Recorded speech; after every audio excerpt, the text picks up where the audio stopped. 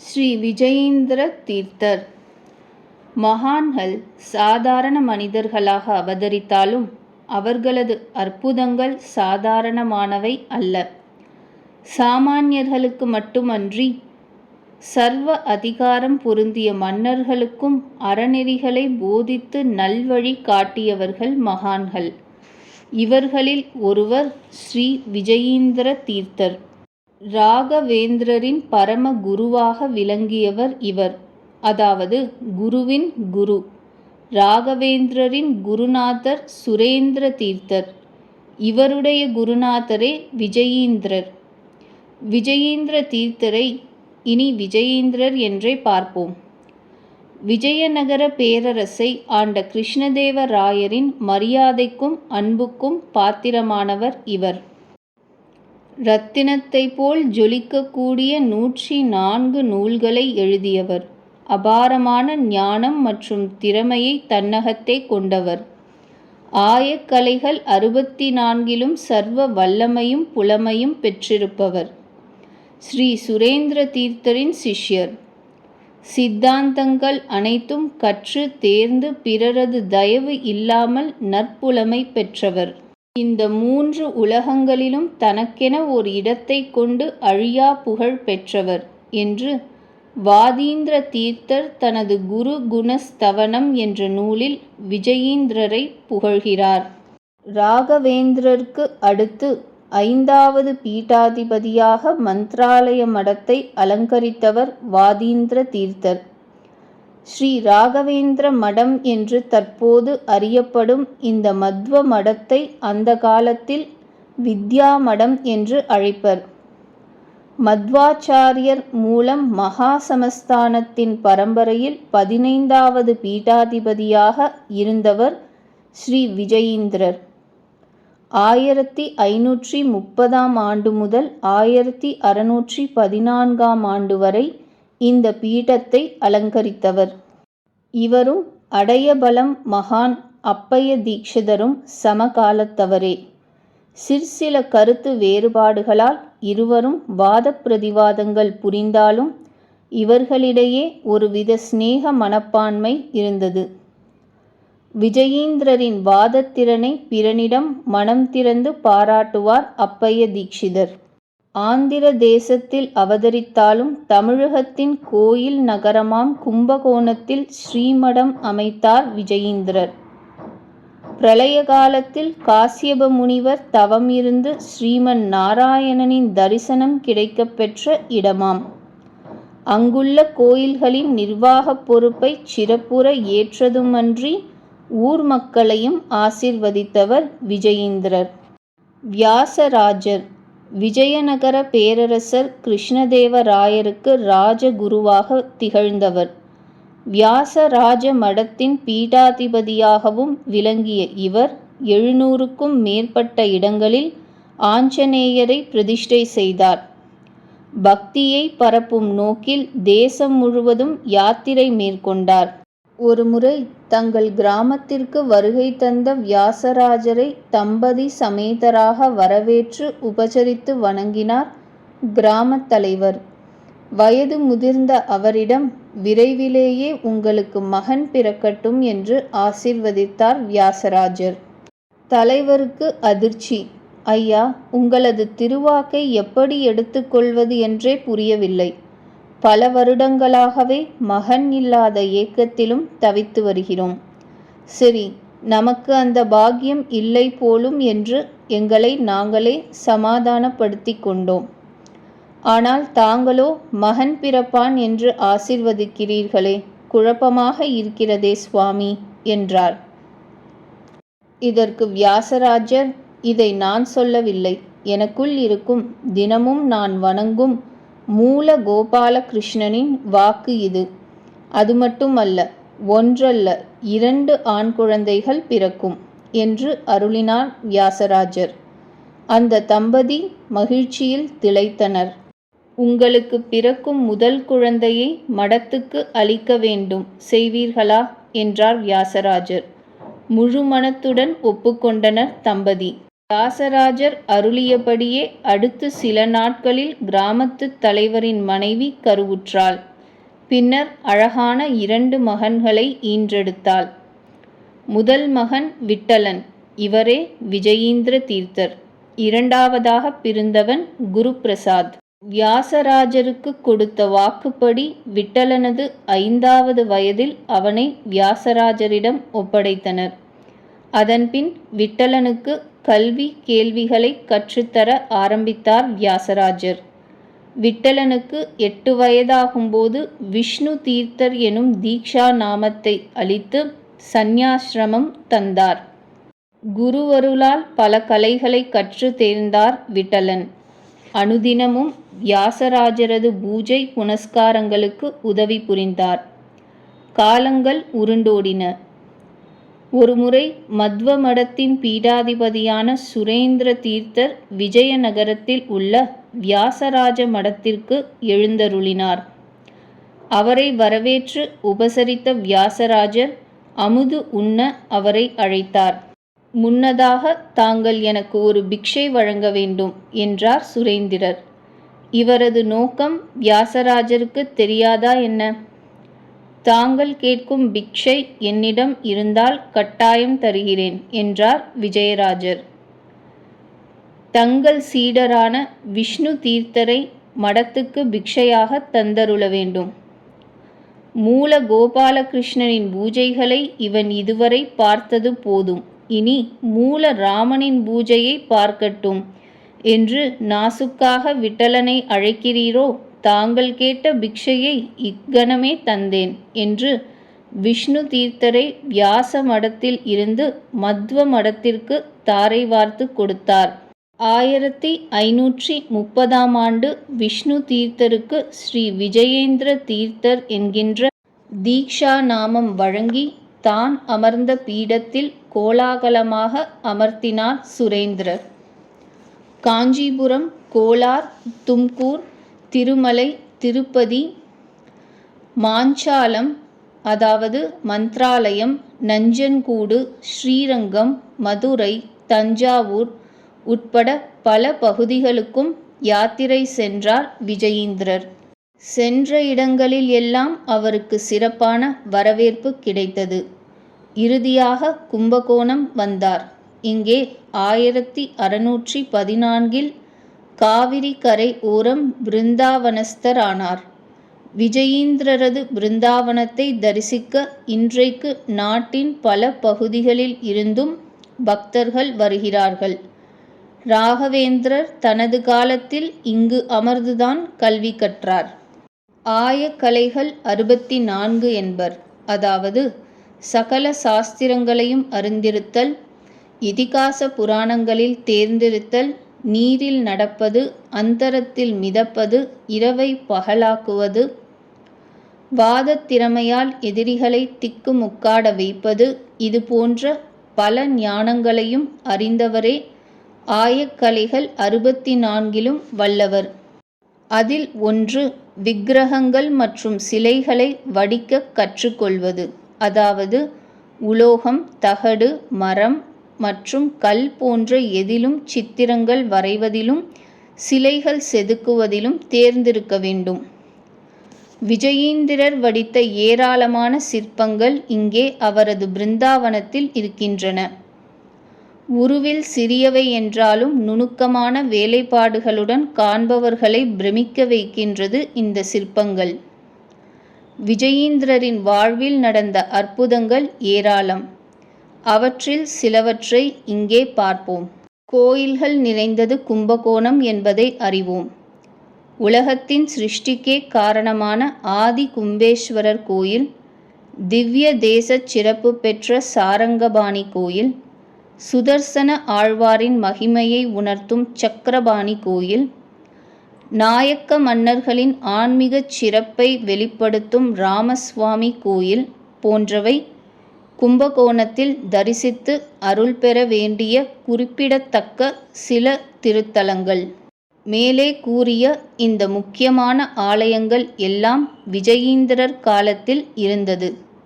பிற்காலத்தில் பீடத்தை அலங்கரித்த ராகவேந்திரர் வரை மடத்தின் கட்டுப்பாட்டிலும் நிர்வாகத்திலும் இருந்து வந்தன. விஜயீந்திரர் காலத்தில்தான் இந்த கோயில்கள் மடத்தின் கட்டுப்பாட்டில் வந்தன.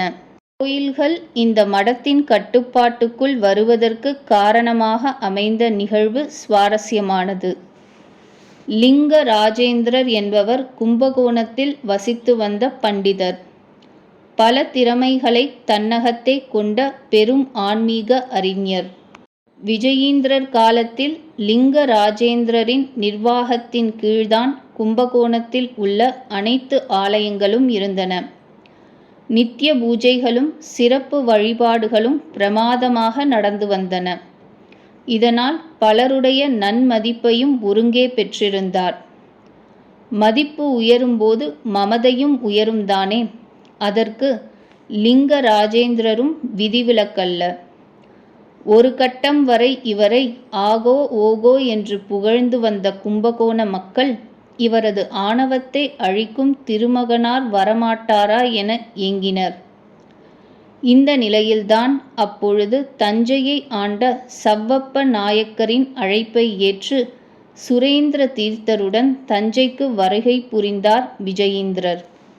மத்வ மடத்தின் ஆச்சாரியரான சுரேந்திரரின் அருமை பெருமைகளை அறிந்த கும்பகோண மக்கள் தஞ்சைக்கு வந்து சுரேந்திரரை தரிசித்தவர்கள் குருநாதர் கும்பகோணத்திற்கு வரவேண்டும், தங்களது திருப்பாதம் எங்களது புண்ணிய பூமியில் பட வேண்டும். அங்கே லிங்க ராஜேந்திரர் என்கின்ற பண்டிதர் வசிக்கிறார். என்னை வெல்ல எவருமே இல்லை, என்னுடன் எவர் போட்டியிட்டாலும் அவர் தோல்வியையே தழுவுவார் என்று அதிகார மமதையுடன் கூறித் திரிகிறார். அவரை அடக்கி எங்களை காக்கவே தாங்கள் தஞ்சை நகருக்கு எழுந்தருளி உள்ளதாக கருதுகிறோம். வாருங்கள் கும்பகோணத்திற்கு என்று அழைப்பு விடுத்தனர். அவர்களை பார்த்து சுரேந்திரர் புன்னகைத்தார். பின் விஜயீந்திரர் பக்கம் திரும்பி, விஜயீந்திரா, ஆன்மீகத்தில் எவருக்கும் மமதை இருக்கக்கூடாது. இதை உலகத்தாருக்கு உணர்த்துவதற்காக நீ இப்பொழுதே கும்பகோணம் புறப்படு. உன் வெற்றியை காண நான் அங்கே வருவேன் என்று ஆசீர்வதித்து அனுப்பினார். லிங்க ராஜேந்திரருடன் போட்டியிட்டு வெற்றி கொள்வதற்கு மகான் ஒருவன் வந்துள்ளார் என்பதை அறிந்த கும்பகோண பொதுமக்கள் விஜயீந்திரருக்கு பிரமாதமான வரவேற்பு அளித்தனர். தன்னை ஜெயிக்க சுரேந்திர தீர்த்தரின் சிஷ்யர் வந்துள்ளார் என்பதை அறிந்த லிங்க ராஜேந்திரர் கலக்கம் கொள்ளவில்லை. இருவருக்குமான போட்டி ஆதி கும்பேஸ்வரர் ஆலயத்தில் நடக்கும் என தீர்மானிக்கப்பட்டது. ஆதி கும்பேஸ்வரர் கோயிலில் நுழைந்ததும் மங்களாம்பிகையை தரிசித்து அன்னை உவகையுடன் அளித்த ஜெயமாலையை பெற்றுக்கொண்டு தன் ஆசனத்தில் அமர்ந்தார் விஜயீந்திரர். எதிராசனத்தில் லிங்க ராஜேந்திரர் அமர்ந்தார்.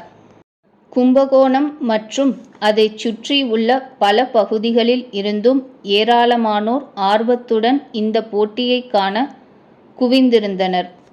போட்டி துவங்கும் முன் விஜயீந்திரருக்கு லிங்க ராஜேந்திரர் ஒரு நிபந்தனை விதித்தார்.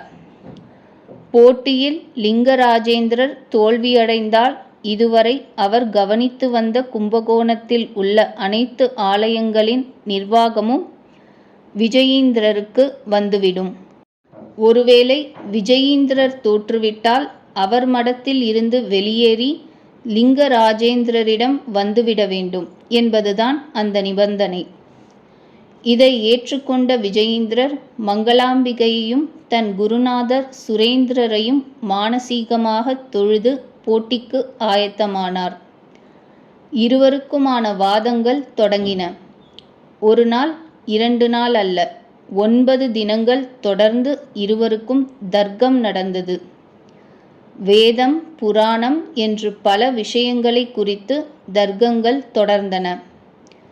ஆனால் ஒரு தினத்தில் கூட லிங்க ராஜேந்திரரால் வெல்ல முடியவில்லை.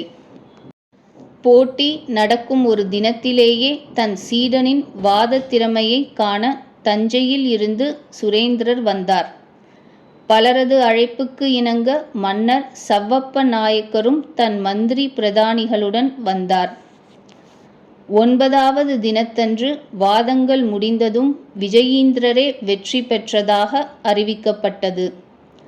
கூடியிருந்த பொதுமக்கள் கரகோஷம் எழுப்பினர். சபையோரின் தீர்ப்புக்கு லிங்கராஜேந்திரர் உடன்பட்டு தன்வசம் இருந்த ஆலய நிர்வாகம் அனைத்தையும் உவகையோடு விஜயீந்திரரிடம் ஒப்படைத்தார். இப்படித்தான் கும்பகோணத்து ஆலயங்களின் ஒட்டுமொத்த நிர்வாகம் விஜயீந்திரரின் கட்டுக்குள் வந்தது.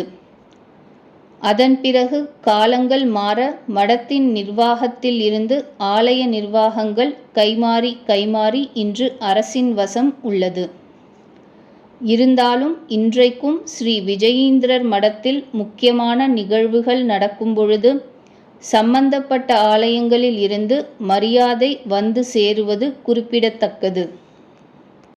தெருவில் வித்தை காட்டும் ஆசாமி ஒருவன் கும்பகோணம் பகுதிக்கு வந்து வித்தைகள் காட்டி எல்லோரையும் பிரமிக்க வைத்து கொண்டிருந்தான்.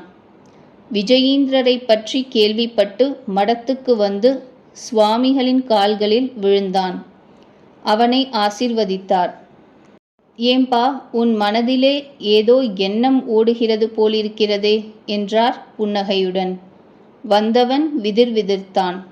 தன் மன ஓட்டத்தை சுவாமிகள் படம் பிடித்தது போல் எப்படி அறிந்தார் என்று ஆச்சரியப்பட்டான்.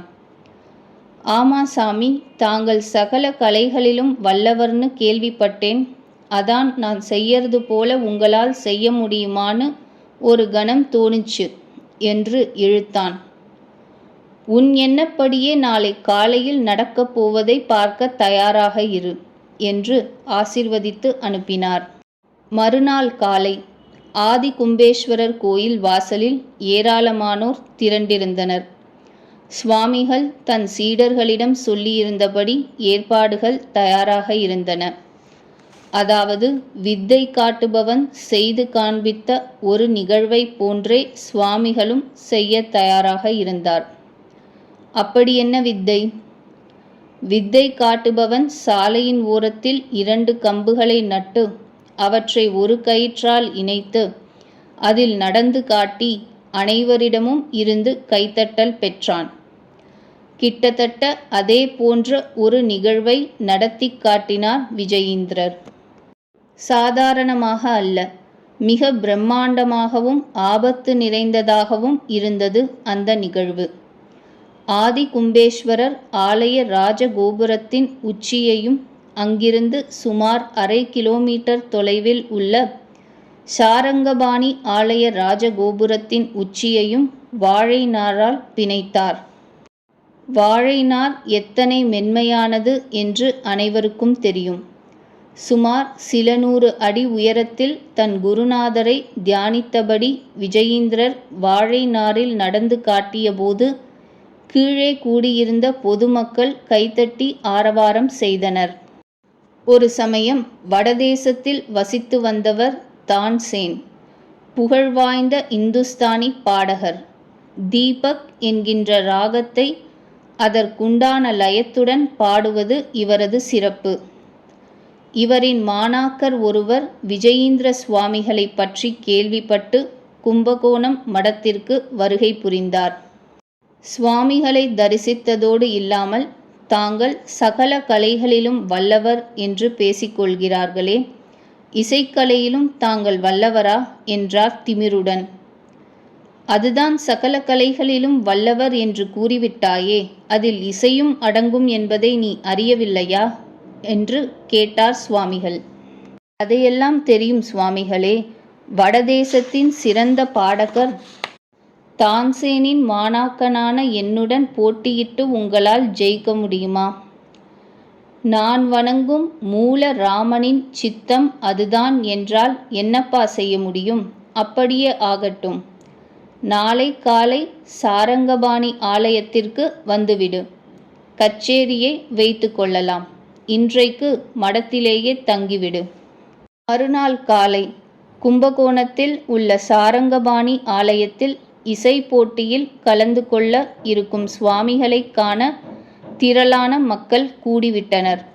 இசையில் புலமை பெற்ற பெருமக்களும் ஆர்வத்துடன் வந்திருந்தனர். சாரங்கராஜனை வணங்கிவிட்டு தனக்குரிய ஆசனத்தில் அமர்ந்தார் சுவாமிகள். போட்டியின் நடுவர்கள் முதலில் தான்சேனின் மாணாக்கரை பாடச் சொன்னார்கள். இந்துஸ்தானியில் பிரபலமான ராகங்களை தனக்கே உரிய ஆலாபனையுடன் சில மணி நேரம் தொடர்ந்து பாடி சபையோரின் கைத்தட்டலை பெற்றான் அந்த மாணாக்கன். அடுத்தது சுவாமிகள் முறை. மூலராமனையும் குருநாதரையும் மனமார வணங்கிவிட்டு இந்துஸ்தானியிலேயே சில பாடல்களை சுவாமிகள் பாடி முடித்ததும் இமை கொட்டாமல் மெய்மறந்து அதை ரசித்த பார்வையாளர்கள் பலத்த கரகோஷம் எழுப்பினர். தான் தோல்வி அடைந்து விடுவோமோ என்ற பயத்தில் நெளிந்தான் மாணாக்கன். இருந்தாலும் மெல்ல சுதாரித்து கொண்டு, சுவாமிகளே, இதுவரை நீங்கள் பாடிய பாடல்கள் இருக்கட்டும். என் குருநாதர் தீபக் ராகம் பாடுவதில் பிரபலமானவர். அந்த ராகத்தை அவரைவிட சிறப்பாக உங்களால் பாட முடியுமா என்று கேட்டான். அவ்வளவுதானேப்பா, அதிசயங்களை இந்த சாரங்கராஜா இன்று கண்டு களிக்க வேண்டும் என்று விரும்புகிறார். இங்கு கூடியிருக்கும் இசை ரசிகர்களுக்கு விருந்தளிக்க வேண்டும் என்று ஆர்வப்படுகிறார்.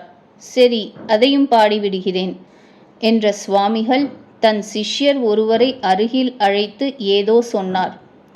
மறுநிமிடம் அங்கு 5 முக விளக்கு வந்து சேர்ந்தது.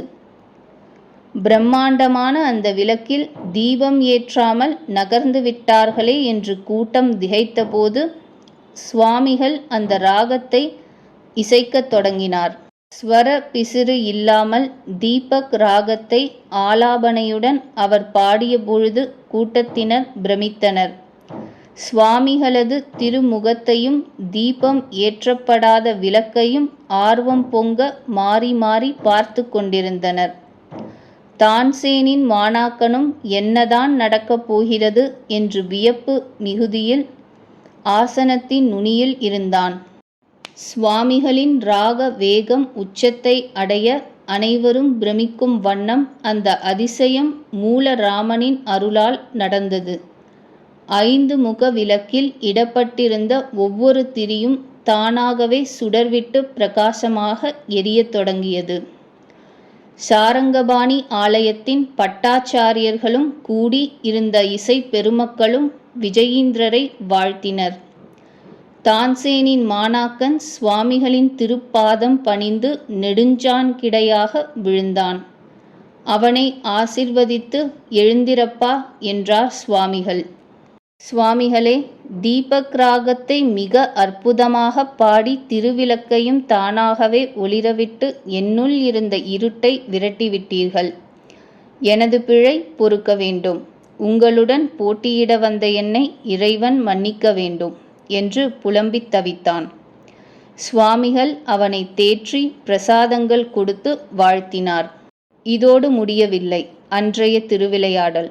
விஜயநகர் சாம்ராஜ்யத்தில் இருந்து வந்திருந்த பண்டிதர் ஒருவரது வேண்டுகோளுக்கு இணங்கி அதே மேடையில் அமிர்தவர்ஷினி ராகத்தை பாடி வானில் மேகங்களை சூழச் செய்து இடி மின்னலுடன் கனமழையையும் கும்பகோணம் நகரத்தில் பொழியச் செய்தார் சுவாமிகள்.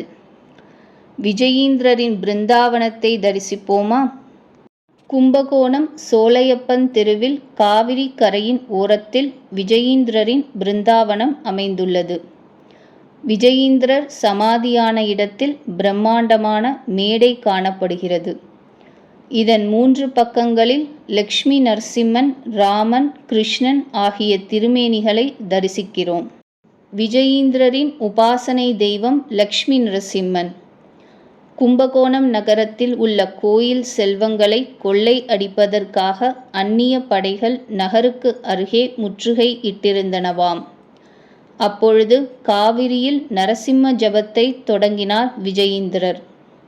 அவ்வளவுதான், இவருடைய ஜபத்தின் பலன் அந்நிய படைகளை அங்கிருந்து துரத்திவிட்டதாம். மந்த்ராலயத்தில் இருந்து மண் எடுத்து வந்து ராகவேந்திரருக்கும் இங்கே ஒரு சந்நிதி அமைக்கப்பட்டுள்ளது. லக்ஷ்மி நாராயணனுக்கும் ஒரு சந்நிதி உண்டு. இங்கு இருக்கும் சின்ன திருக்குளம் காஷ்யப தீர்த்தம் என்று வழங்கப்படுகிறது. பிருந்தாவனத்தில் நடக்கும் சில வழிபாடுகளின் போது இங்கே தீர்த்தவாரி வைபவம் நடக்கிறது. வெள்ளியால் ஆன சிறிய பல்லக்கு ஒன்று உள்ளது. உற்சவ காலங்களில் அலங்கரிக்கப்பட்ட கிருஷ்ண விக்கிரகத்தை இதில் அமர்த்தி பிருந்தாவனத்திற்கு உள்ளேயே வலம் வருவர். வலம் வருவதற்காக ஒரு தேரும் உள்ளது. ஆனி மாதம் தேய்பிறை துவாதசி அன்று விஜயீந்திரரின் ஆராதனை உற்சவம் சோலையப்பன் தெருவில் உள்ள அவரது திருமடத்தில் நடக்கும். துவாதசி அன்று பூர்வாராதனையும், திரையோதசி அன்று மத்திய ஆராதனையும், சதுர்தசி அன்று உத்தர ஆராதனையும் நடைபெறும். இந்த வைபவத்தின் போது மந்த்ராலய மடத்தின் பீடாதிபதிகள் கலந்து கொள்வார்கள். அதோடு காண்பதற்கு அரிய வைபவமான மூலராமனின் அபிஷேக ஆராதனைகள் அன்றைய தினங்களில் இங்கே நடைபெறும். இதை காண தமிழகம் மட்டுமின்றி இந்தியாவின் பல பகுதிகளில் இருந்தும் பக்தர்கள் வந்து குவிகிறார்கள். பக்தர்கள் அனைவருக்கும் அன்னதானம் குறைவில்லாமல் வழங்கப்படுகிறது. கும்பகோணமே அன்று விழா கோலம் பூண்டிருக்கும். பூதராஜர் என்றொரு மரம் மடத்தின் பின்பக்கம் இருக்கிறது. பனை, அத்தி, வேம்பு ஆகிய 3 மரங்களும் இணைந்த வடிவம் இது. எதையாவது கண்டு பயத்தினால் அல்லல் படுபவர்கள் இந்த மரத்தை வணங்கினால் தெளிவு பெறுவார்கள். மடத்தை இந்த பூதராஜர் காவல் காப்பதாக கூறப்படுகிறது. எல்லாம் வல்ல விஜயீந்திர தீர்த்த சுவாமிகளின் பிருந்தாவனத்தை தரிசித்து அவருடைய அருள் பெறுவோம்.